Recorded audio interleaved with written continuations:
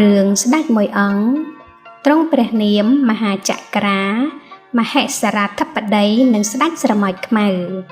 មានបរមខត្តយរាជមួយព្រះអង្គទ្រង់ព្រះនាមមហាចក្រាមហេសរាធិបតីមានឫទ្ធានុភាពផ្សាយអាណាចក្រទូទៅទាំងសកលមានស្ដេច101នាំសុយសាដំបាមាសចូលមកថ្វាយទោះស្ដេចគ្រុឌនាគយក្សទេវតានិងសត្វសីហរាជ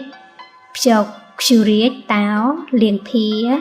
មហេសាក៏សង់ចុះចូលមូលមកថ្វាយបង្គំសុំជាផ្លូវព្រះរាជមេត្រីទាំងអស់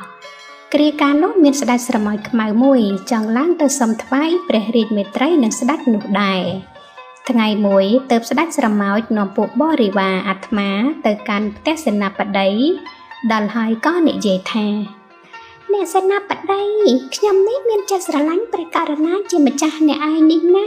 ខ្ញុំមកនេះដើម្បីថ្វាយខ្លួនសូមព្រះអង្គជាផ្លូវព្រះរាជមេត្រីផងដូច្នេះសេនាបតីចូលមេត្តានាំប្រព្រឹត្តហេតុរបស់ខ្ញុំនេះចូលទៅក្រាបបង្គំទូលទ្រង់ជ្រាបជាមុនព្រះអធិជាស្រ័យតើជាទ្រង់ប្រោះព្រមឬពុំព្រមត្បិតខ្ញុំជាសត្វតូចទៀតក្រែងប្រតិយល់ថាពុំសមគួរឯអគ្គមហាសេនាបតីបានស្ដាប់ពាក្យស្រមោចដូច្នោះក៏ទទួលពាក្យទៅប្រៀបអាត្មាម្នាចូលទៅគាល់ព្រះបរមខត្តយាក្រាបទូលតាមពាក្យស្ដេចស្រមោចនោះគ្រប់ប្រការឯព្រះមហេសរាឮថាស្រមោចចង់ចូលមកជាព្រះរាជមេត្រីនិងព្រះអង្គដូច្នោះក៏ទ្រង់កាត់ព្រះទ័យដោយសេចក្តីយល់ថាសត្វស្រមោចសង្អាជាសត្វថោកទាបមិនគួរនឹងរាប់អានទៅទទួលមេត្រីនឹងវាឲ្យអបព្រះកិត្តិយសព្រះអង្គគិតហើយទៅត្រាស់ថាអាសត្វស្រមោចជាតិតូចទាបណាស់យើងជាស្ដេចធំពុំគួរនឹងទៅតាំងផ្លូវព្រះរាជមេត្រីនឹងវាឡើយអ្នកឯងទៅប្រាប់វាចោះថាយើងមិនទទួលមេត្រីទេយើងមេត្រីតែនឹងសត្វធំយ៉ាងរាជសីជាដើមអគ្គមហាសេនាបតីជាអ្នកមានបញ្ញាជ្រៅទៅក្រាបទូលទៅថាធម្មតានាយជាងឈើឬជាងតោងសឹងមានគ្រឿងដែកតូចធំសម្រាប់ធ្វើការឯណាធំត្រូវប្រើគ្រឿងធំយ៉ាងដែកឆាបពន្លាកធំទៅ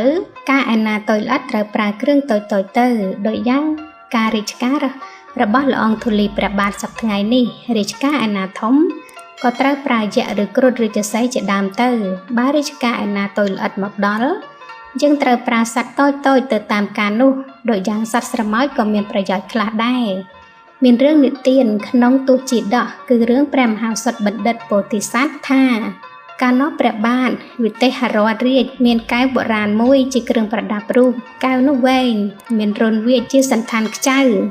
បុរាណគេចោះដាក់ខ្សែប្រើបានដល់យូរមកខ្សែនោះចាស់រិចរិលក៏ដាច់ចេញអំពីដួងកែវនឹងរកអ្នកឯនាយយកខ្សែដោតដាក់ចូលដោយមុនពុំបានព្រះបាទវិទេហរតរាជប្រើរាជអាមាត្យឲ្យនាំយកកែវនោះទៅឲ្យព្រះពោធិសត្វដាក់ខ្សែហើយព្រះមហាសុតបណ្ឌិតមានបញ្ញាអាចដោតកែវនោះគឺលោកយកខ្សែសូត្រមកវិញត្របាញ់ហើយយកស្ករលាយលាបចុងខ្សែក្នុងរន្ធកែវនោះលាបទឹកឃ្មុំដាក់ជានុយស្រមោចឯស្រមោចទាំងឡាយការធំក្លិនស្ករទឹកឃ្មុំហើយក៏នាំគ្នាចូលទៅក្នុងរន្ធកែវស៊ីស្ករទឹកឃ្មុំខំទាញចុងខ្សែទៅតាមរន្ធវាចេញទៅម្ខាងបានទើបមហាសុតបណ្ឌិតទាញខ្សែដោតកែវនោះបានហើយនាំទៅថ្វាយព្រះមហាក្សត្រក្នុងព្រះរាជបុរីវិញរឿងបុរាណមានមកយ៉ាងនេះហេតុដូច្នេះសូមព្រះអង្គទ្រង់ទទួលផ្លូវព្រះរាជមេត្រីនិងស្ដេចស្រមោចនោះផងចុះឯព្រះបាទមហេសរាធិបតីបានស្ដាប់ពាក្យសេនាបតីទូលនាំរឿងបុរាណជាគតិដូច្នោះស្ដេចក៏ព្រមទៅត្រាស់ថាអ្នកសេនាបតីបាទដូច្នោះអ្នកទៅប្រាប់ស្ដេចស្រមោចនោះផងចុះថាយើងទទួលមេត្រីហើយឲ្យវាវិលទៅទីឋានវាចុះមិនចាំឡើងមកគាល់យើងទេបើយើងមានរាជការត្រូវការរកសឹមឲ្យឡើងមកគាល់ហើយលោកអគ្គមហាសេនាបតីក៏ក្រាបថ្វាយបង្គំលាចេញจากទីគាល់ទៅថ្លែងសេចក្តីនោះប្រាប់ស្ដេចស្រមោច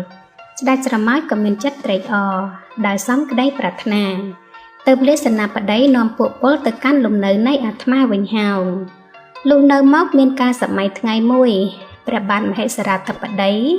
ស្ដេចផ្ទុំលើព្រះតេនទីមានសត្វក្លឹះមួយវាចូលទៅក្នុងរន្ធព្រះការនៃព្រះអង្គស្ដេចក៏ទ្រង់ក្រោកចាក់ទីបន្ទុំខំយកចង្កៀលឆ្កៀលចាក់យកក៏ពុំបានវារឹតតែរកទៅខាងក្នុងស្ដេចក៏រឹងរឹតឈឺពន់ពេកណាស់